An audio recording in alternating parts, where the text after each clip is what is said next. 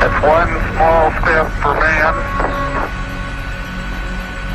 one giant leap for mankind. This is the Cosmick Voice.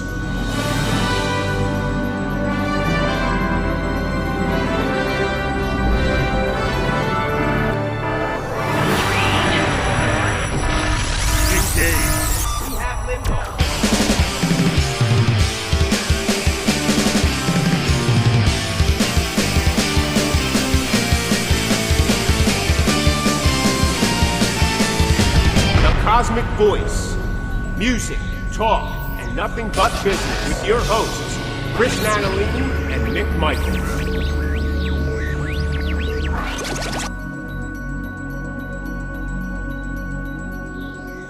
Hello, everyone, and welcome to the Cosmick Voice. This is Season 5, Episode 20. I am here with my co-host, Chris Natalini. What is going on? And I am Mick Michaels. Welcome back, everyone, to another show. Chris, how are you, sir? What is up, Mick? Season 5, Episode 20. I'm excited. We're winding down the Season 5, season. I'm good, man. I'm very good. It's getting a little warmer as we record this, as we said at the last show. We are fully into spring at this point, so I am excited. Yeah, we're winding down to the finish line for Season 5. We're going to cross over into summer very shortly. What could be more perfect? Nothing, man, nothing. I will say, I think Season 5 is, looking back on it, kind of reflecting back, I think that, all of our seasons have been really good, but this one sticks out. Few deep conversations that I really enjoyed, and today's episode is not going to be any different. Yeah, I'm happy. I'm bummed that we're, wrapping down another season, but it's very cool that we're, Season 5, looking at Season 6 straight ahead. Season 5 in the rearview mirror, Season 6 straight ahead. That's the way it works, right? You're already planning ahead. Ahead. I've enjoyed all the topics this season. I think we've covered some really cool stuff. I think that we had, for a lack of a better term, I think we had our finger on the pulse of some maybe even current topics that are going on, and tonight's show is going to be one of those. Listen, the world is constantly changing. The music world is even more changing. It's like every day it could be something different. It's crazy. It's crazy. And all the craziness that's just been happening with, more of your nationals, more of your popular acts, and how does that transcend to, your local and regional acts about how they move forward with what they do day to day, their business and stuff like that. So there is a mirror to it. A lot of people go, who cares what the guys at the top do? It doesn't really affect us. Maybe not in the short term, but maybe long term it may. Because it may affect someone somewhere in the chain, and then you know how that stuff just kind of trickles down. That's how new regulations are implemented. There's, new rules and restrictions, or bands need to do this now, or this, whatever. Tonight's topic is going to be one of those things. It started at the top, and both you and I have discussed off air that we've seen it in our level and even below. Yes. Because it's becoming norm. And that's usually what happens. When your majors are doing it all the time, all of a sudden there's a crop of musicians that go, well, let me give this a shot. If it's working for them, maybe it'll work for us. Some of them it will work for, others they'll kind of fall flat on their face. And then, you just constantly have your people trying it till it becomes, hey, this is what we normally do. Yeah.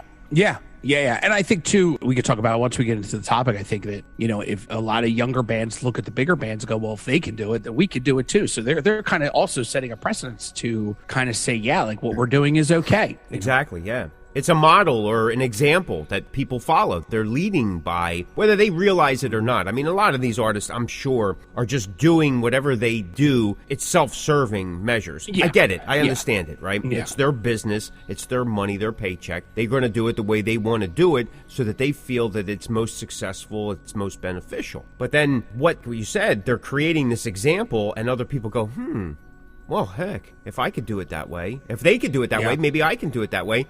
Yeah. And, you're going to have people that it will kind of work because it'll be fresh in that market or in that region until everybody starts doing it. And then it's, Yeah.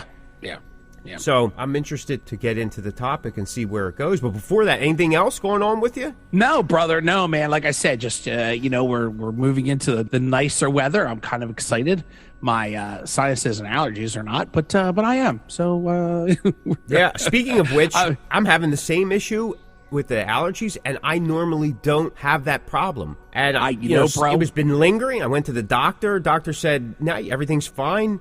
it's allergies. He goes, without a cold winter, we didn't have a winter. We basically had an extended fall. Yeah. And he goes, unless we have a super hot summer, we're going to continue this, and people are going to continue to suffer. Yeah.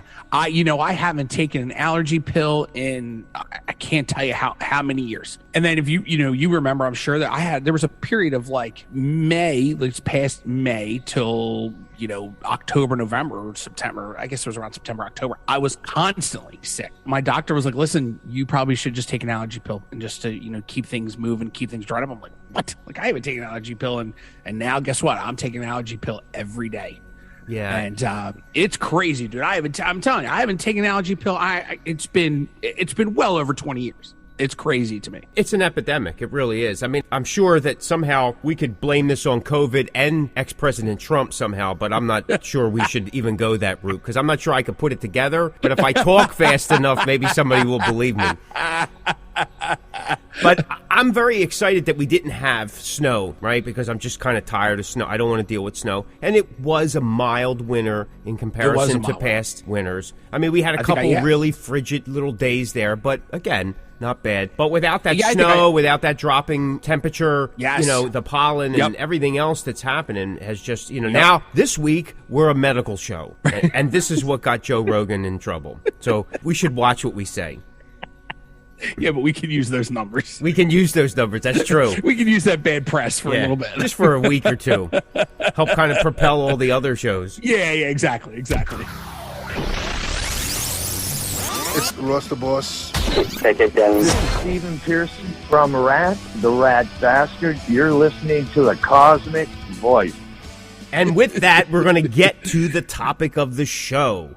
Yes. So this week's topic is bands using backing tracks. This is probably the hottest topic in the world right now, at least for the last year. This surpasses the Rock is Dead thing, which keeps popping its head up every so often. But bands using backing tracks, it's just exploding.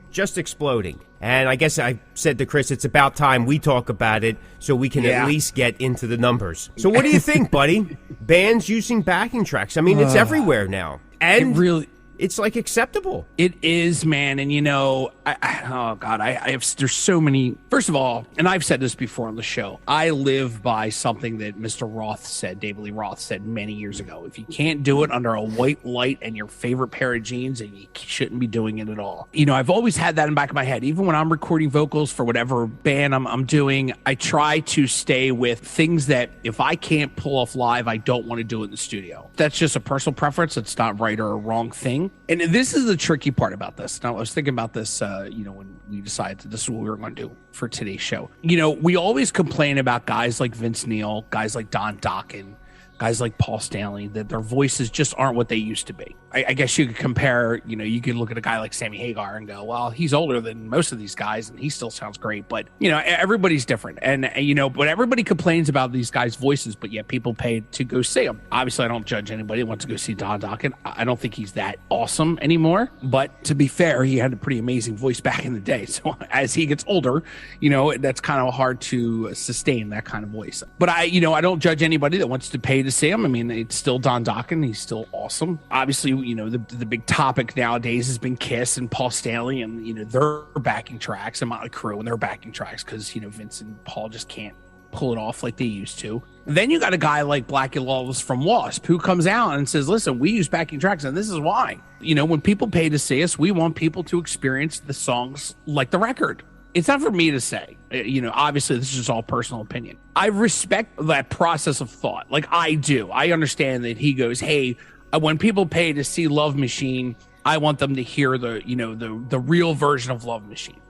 And I go, okay, like I respect that. Same thing with Kiss, Paul's voice is a little shaky and he wants to put on the best performance that he can.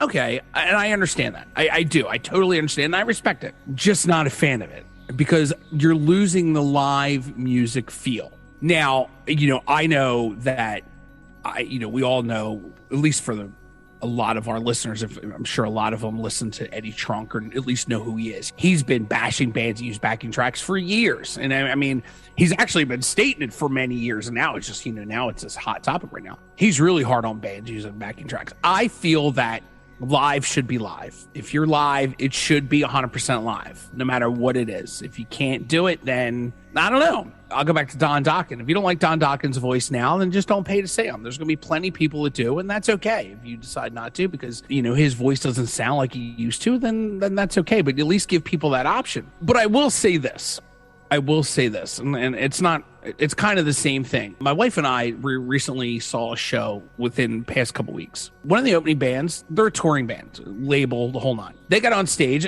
I'm not a fan of their music, but it's not that they were bad at what they did. They were very good, super talented, great songs, just not my kind of style. Very new metalish kind of thing, just not my thing. But they were very good at what they do. I don't, it wasn't about their playing. It's just not what I'm into. They're playing and I hear bass. And they don't have a bass player. It's two guitarists. Now, I don't follow the band, so I don't know if they have a bass player and he couldn't make the tour or, I'm not really sure. And then in between songs, they have, like kind of sound effects to keep to keep that vibe going when the singer's taking a drink or, they're just taking a moment break. So there's like a hum or there's, it's just a sound effect to keep the set rolling. The drummer's obviously using a click, which I'm okay with, which that doesn't bother me. But there's no bass, but yet I'm hearing bass. And I'm watching the guitar players because there was two of them. And I'm like, okay, well, maybe they're just tuned to like that kind of sound. And I'm watching their hands and they're not playing what I'm hearing. And I'm like, man, like with it, being a death metal band, like you don't need, technically, you could get away with not having a bass player. I mean, I've done it in many shows where we didn't have a bass player. We still did it. We pulled it off. So in death metal, I think that death metal is probably one of the only genres that actually could pull it off. And I was just like, man, like it really took me out of what they were doing. And again,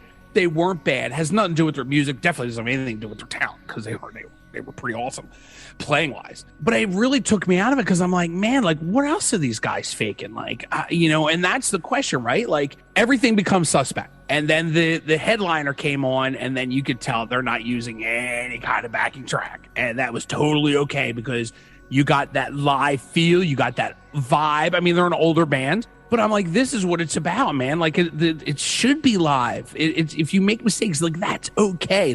Sometimes that's the part of fun of it. If you see a guy look over to another guy and they start to laugh and you go, oh, well, somebody must have made a mistake. Like that's kind of awesome to me. Now, I am an older guy. I understand that. I come from a very old school way of thinking. The newer generation of artists, especially in the metal genre, or hard rock and metal, there is this thing where everything has to be perfect and you cannot miss a beat and there's drum triggers and everything's got to be spot on. And I understand that thinking because that's just a younger generation school of thought. I was never, ever a fan of it. I'm paying to see a live band.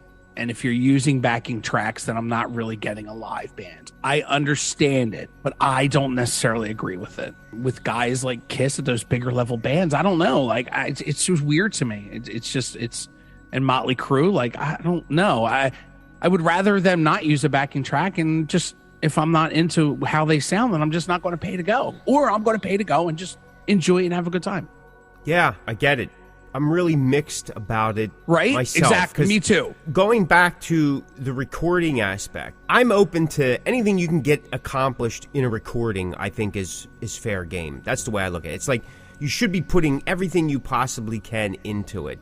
And it's a manipulative process to begin with, because it isn't live. So it's like making movie magic. So whatever you can do, you can do. Because it is a controlled environment, and sometimes somebody like a singer or even a guitar player can achieve certain results in that controlled environment because they're not competing against the other instruments or the crowd or the live or whatever, screaming into a mic. For a singer, sometimes being in a small room or a box, you can control your voice and get this maximum power without taxing yourself. Not for everybody, but there are people that can.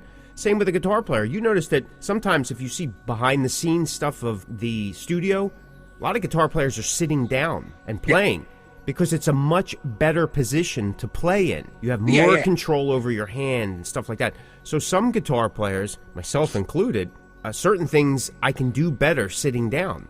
But we're not the Doobie Brothers, so we're not sitting on stools in the live setting. Right? So some things are harder to get. Do I understand why backing tracks are used? Yes, 100%. I get it. Do I agree with it? No, not 100%. I'll try to give as many good reasons as I possibly can, or at least reasons to support that. But for the recording, I'm all for that. Because I tend to do it myself. Like, I love to throw a couple different things in there. Sometimes I do different rhythm patterns, overlays, and stuff like that to create this feeling. However, when I am writing the original song, when the original song is demoed, it's one core riff, one core melody, and that's usually what we take to the live setting. And the embellishment happens when all 4 players are doing it live in the moment. And that's when things open up, because you're filling in the blanks. When you're demoing a song, it's usually, the basic. Like you said with David Lee Roth, if you can't do it under a light and your favorite pair of jeans, then the song isn't worth doing. So when you hear a recorded song, right, and there's maybe some effects or some tricks or, maybe just different things in the recording, when you see that song live and those things are there, do you go, man, I wish that harmony was in there or whatever, or you just don't even think about it? Yeah, no, sometimes, absolutely. And as an example, over the years, Bon Jovi had changed the way certain songs were done live. Mm-hmm. And like when I heard them live, I'm like, I'm waiting for that one part. Right now, I can't give you a specific because I can't think of one. Yeah, it's okay. But I know there's several songs that they did. Like I know Living on a Prayer is one of them. They've changed it over the years to make it more applicable to them, the singer or the playing or whatever. And like you look forward to that part and it's not there. So, yes, I agree. Right.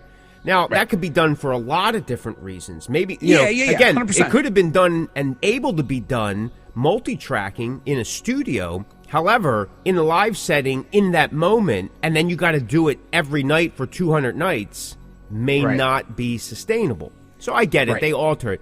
We've done it, too. I've told my singer multiple times, listen, you go out there, you do the best you can, you give it your all. But if there are nights that you can't reach a certain thing, then don't do it. Because you're only jeopardizing yourself. Most people will not get uptight about it, audience-wise. Most audience for our level, they won't even know. They won't even know the difference. Most people don't care. But as long as you're giving it an effort and it's filling that space that they're used to hearing something, everybody's okay.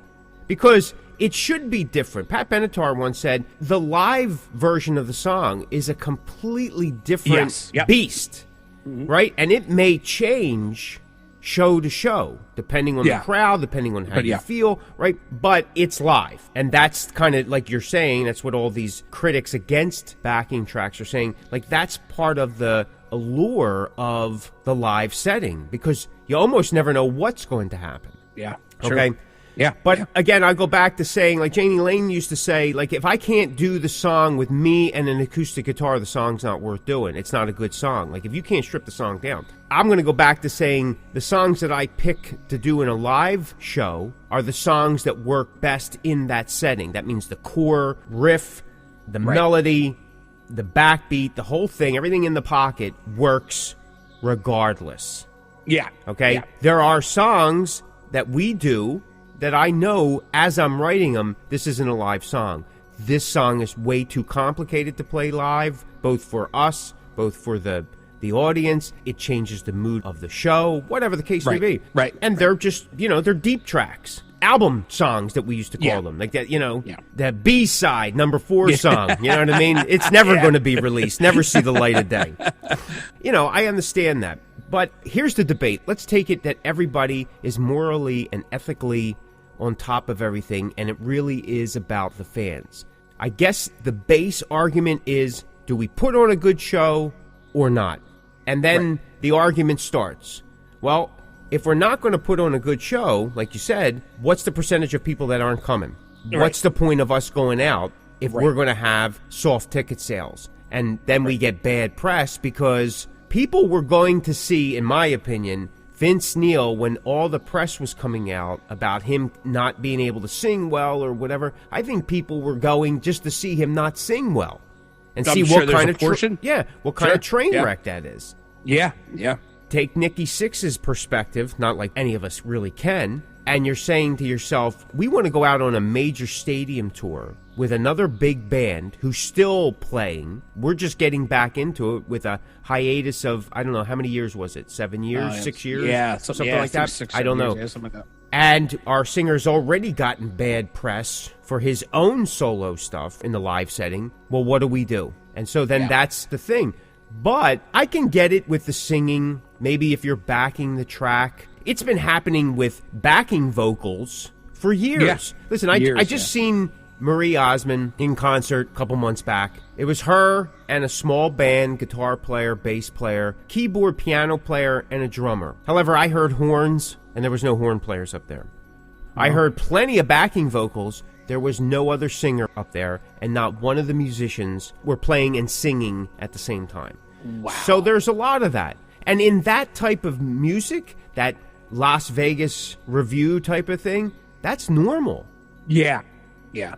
Right? I seen Cher in concert, great concert. I'm going to venture to say I don't even remember seeing a band up there. And she was singing, but she wasn't singing all the time. Right. I've seen Kiss number of times, and I've seen on their end of the road, I've seen it several times. Knowing that this may have been the situation, it was still a good show.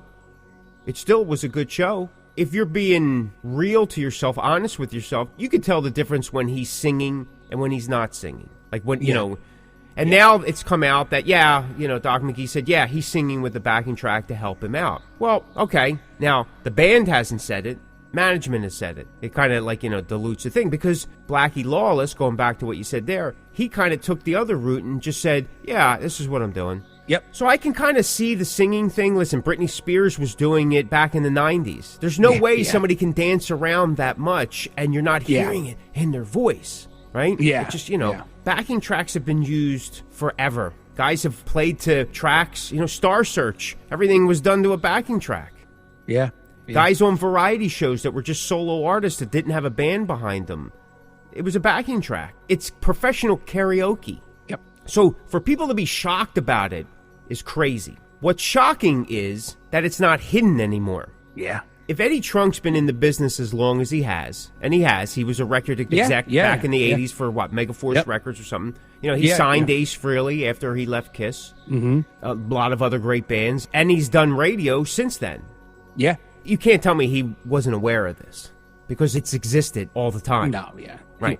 He was, yeah. I think what's agitating to him now is how rampant it is and how less live it is.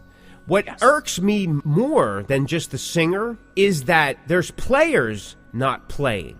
Yes. That they're faking playing. Now, again, like I said with the Marie Osmond thing, there was horns and there was counter things going on that, because I start looking at the musicians like you did at that concert and go, I'm not seeing what I'm hearing.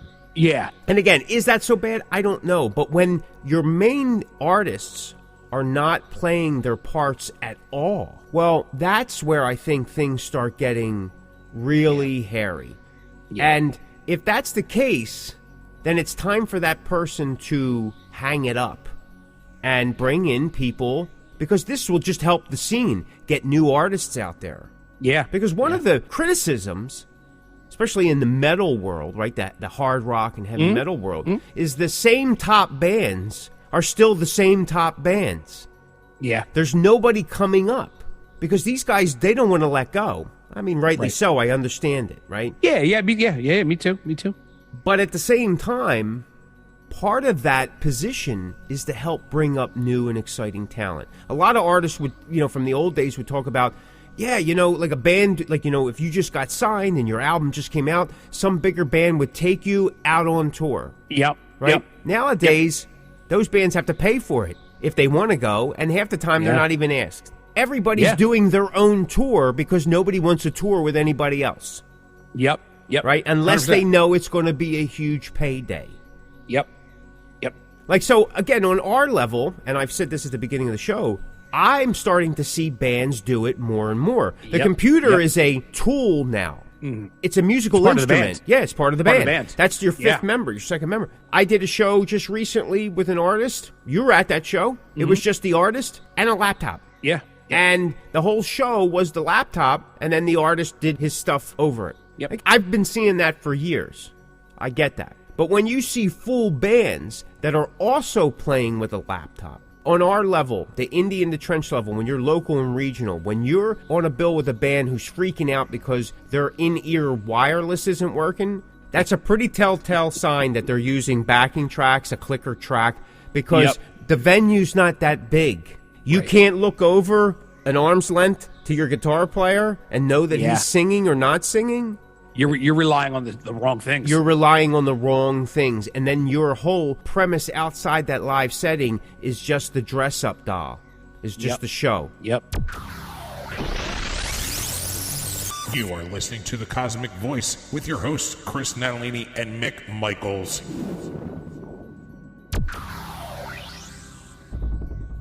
Now, I've said this before, most of the time in my experience, for our level, most bands don't have the time to set that stuff up with the sound man. The sound man doesn't even... You're lucky half the time you get a line check. Yeah. And you're not even... barely have time to set your kit up. Yeah, your drummer's just getting to put his cymbals on, and the sound man goes, you got 1 minute. Yeah. Yep. You guys ready? Yeah.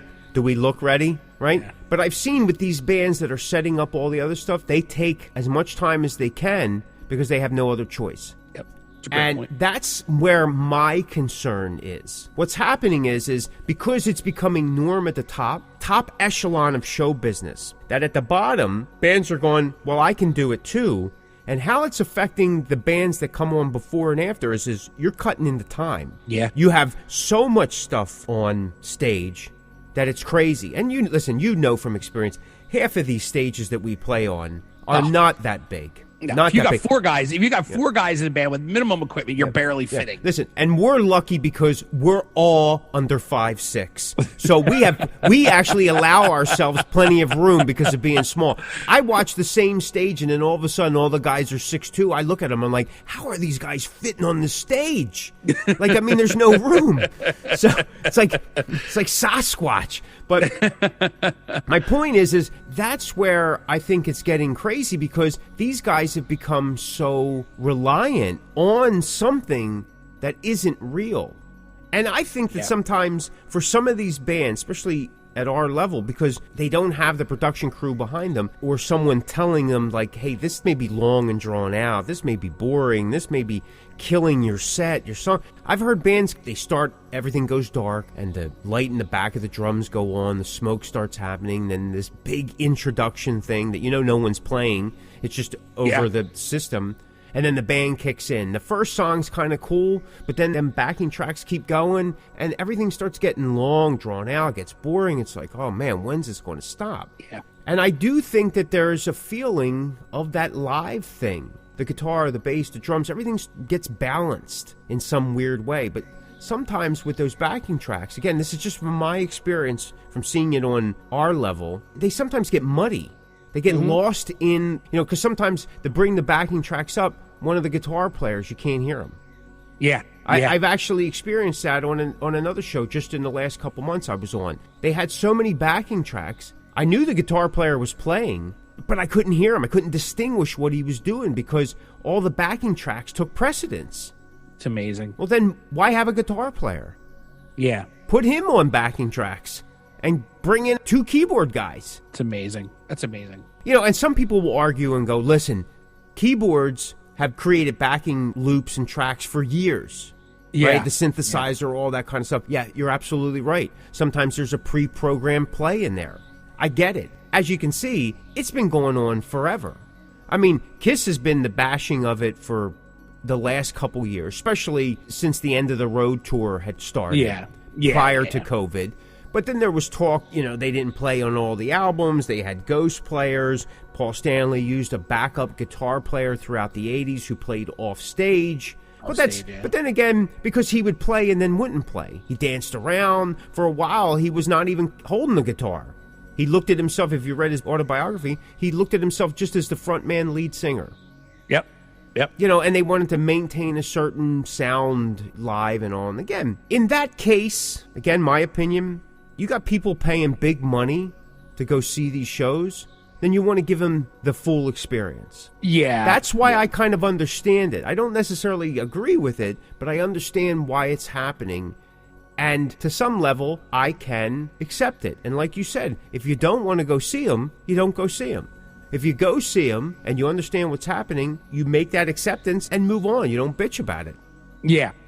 I agree. I think that in the hardcore, really death metal community, there is a slew of one-man bands that play to an iPod, but the singer is singing and he is playing guitar and or bass. It's a little weird visually, but for that kind of music, it works. And I talked to one of the artists that I really enjoy, and the one thing he was saying to me was, he was like, it'd be cool to have a full band. He said, but you know what? At the end of the day, somebody calls me and goes, hey, do you want to play this place? He goes, all I got to do is throw my iPod, a cab, and a guitar in my car, and I'm out. Like, I don't have to deal with anybody else. So, on a business level, I just go, and this is my guarantee, and I'm on my way. And, he doesn't have to, he could sleep in his car, or he could drive home and sleep at rest stops. He's like, I don't have to worry about anybody else. In terms of that kind of genre of music, that backing track stuff is acceptable. It's weird how sometimes one thing can be accepted in one genre, and then, the other genres, it's bashed. But I do think that, and I agree with you, I think the really bigger problem is when the playing, right? Like, if you're watching someone that it's not playing something, that bothers me even more. Look at that band that just, I guess it was over the summer, they canceled a couple shows or because they had their laptop stolen. Like, seriously? Like, you guys have to play with a laptop? I understand that it's part of the sound, but you're actually canceling shows because your laptop got stolen. Like, that doesn't make sense to me. Now, I'm not familiar with that band, so I don't know the whole thing, but you are a band, you do not know your songs without a laptop? Like, that doesn't sit well with me. That, to me, is just like purely kind of faking it. Because, again, like you had said, there's these guys on stage playing or not playing what you're hearing, and that's just bizarre. Like, why even be in a band at that point if you can't even play what you should be playing? I mean, it's a constructed type of approach, right? And again, like we talked about just a little bit earlier, the computer is part of the band now. It's a member. Part of the band, yeah. It's an instrument of anything's possible. Yeah. I've seen guys build entire shows using their laptop, using a program, and it just runs that way. As you said about the individuals that are up there and that are singing, they're by themselves, they're solo, and they have this orchestrated, pre-run software stuff going. And in essence, that's acceptable, just being that what it is. It's one guy. What do you expect? Right? He's not that guy on the corner that has the bass drum on his back and the horn under his arm and the cymbals on his knees as he's playing the ukulele, right? Exactly. And the harmonica wrapped around him, and So I think that people accept that because it is what it is. It is what you're seeing. Right. He needs some assistance. I think where the issue is you got a veteran band like Motley Crue, like Kiss, who were at the top of the heap. I mean, I'm not talking about maybe a second, third, fourth-rate band that was always questionable. Yeah. But you're talking about the guys that kind of inspired thousands and thousands upon thousands of other artists. Yeah. And they're not able to do their own stuff. Is Kiss playing live? Well, yes, because the couple shows that I was at, I heard Tommy mess up. Mm-hmm. But that doesn't mean he's not a good guitar player. Listen, if you listen to me when I'm playing live, I mess things up too. Anybody that doesn't is a liar, right? There are perfect guys, and then there's guys that are good enough that they can hide it really well. Right. None of us are perfect. But so I know that they're playing live, even though they have said that there's other music going on, and they talked about the drums, and I do know that the piano is definitely pre-taped because they've caught Eric Singer not really playing. Right. Okay, it's more of a show. How many singers in the early days did you see hold a guitar but didn't really play it, or they sat behind a piano in a certain angle, and anybody that knows how to play the piano goes, he ain't doing anything with that chord hand. He's scratching his leg right now. So sometimes it's just a show, it's a performance. But if they're playing, that's okay. The Motley Crue thing, if we take that as gospel, what Carmen Appice said, or Appice said, whatever his name is, like, who gives a crap at this stage of the game, and that Mick Mars, well, listen, it must have not bothered you enough because you did one tour playing the backing tracks. But if your whole band is playing the backing tracks, to me, that's almost it's like doing a video. Yeah. It's crazy. It's just craziness. And still, the backing tracks for Vince Neil, if that's what they're using, they ain't even that good. Like, I mean, at least Paul Stanley kicks in that second verse, and it's like, wow, there you go. Yeah, that's his voice. But, Vince Neil, I got to say, well, man, you guys need to get better production. Maybe go talk to the guys at Kiss.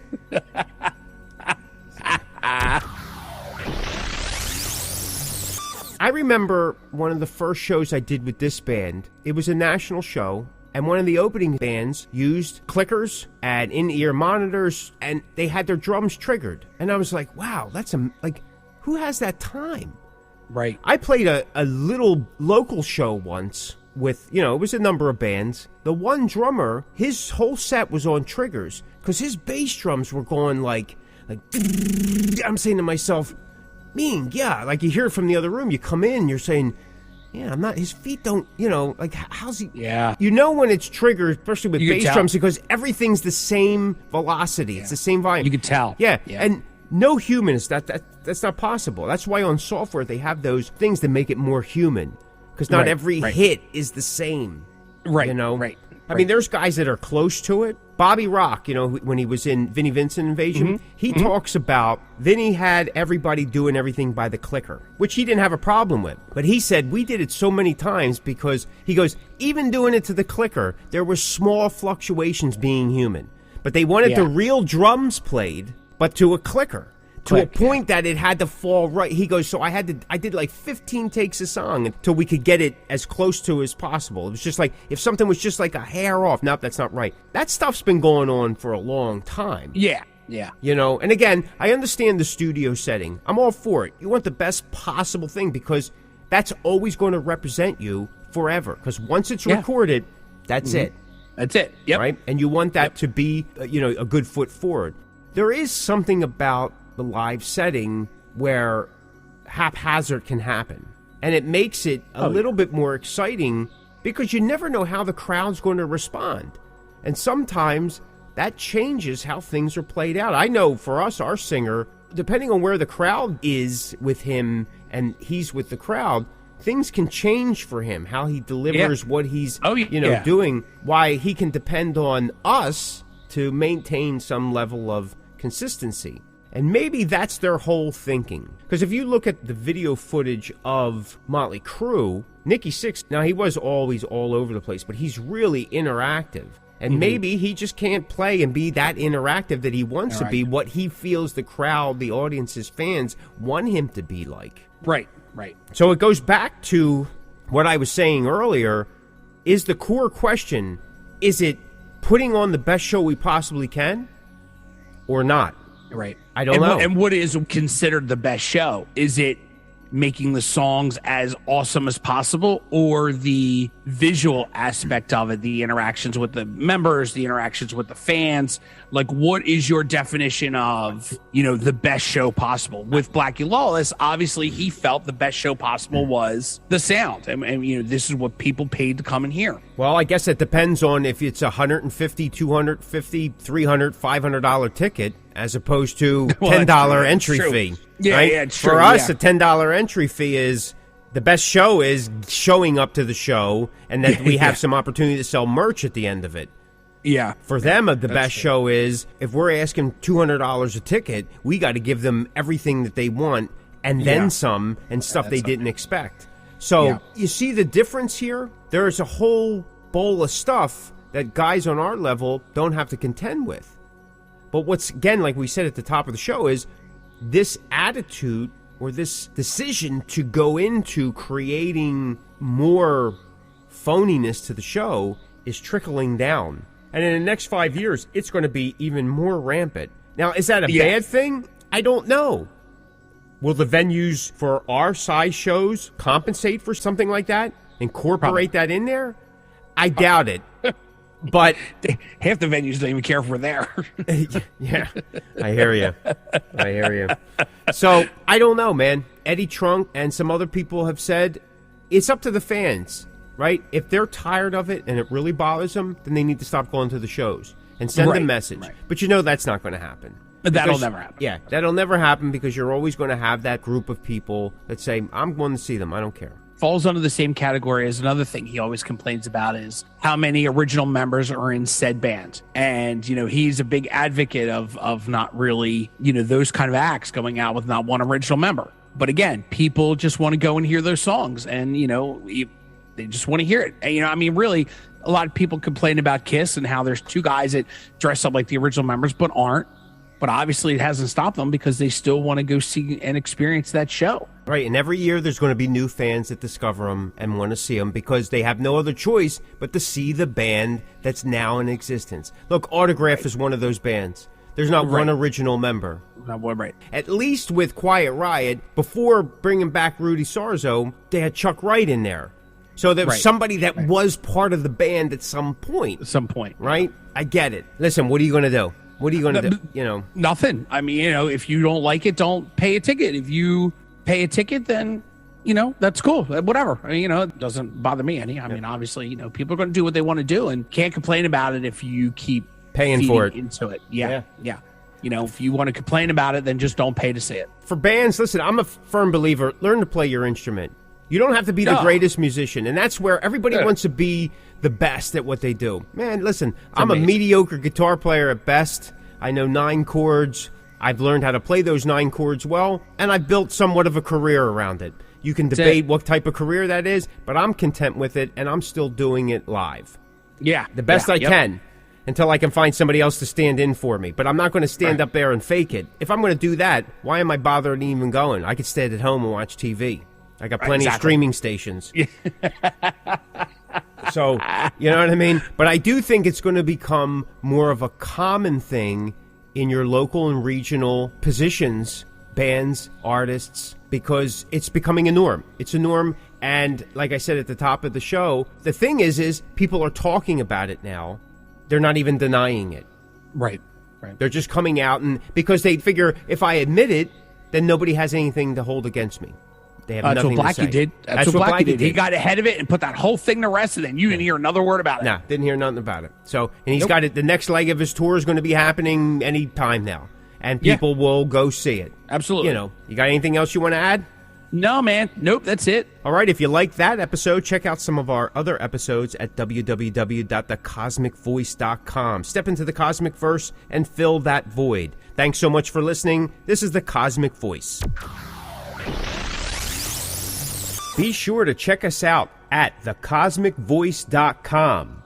Like and follow us on Facebook at The Cosmic Voice.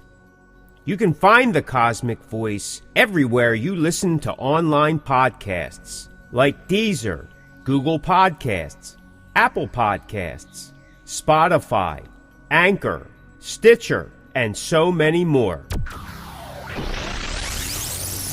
Okay, folks, that will do it for another episode of The Cosmic Voice. Mick and I would like to say thank you very much for tuning in, and we will see you next week.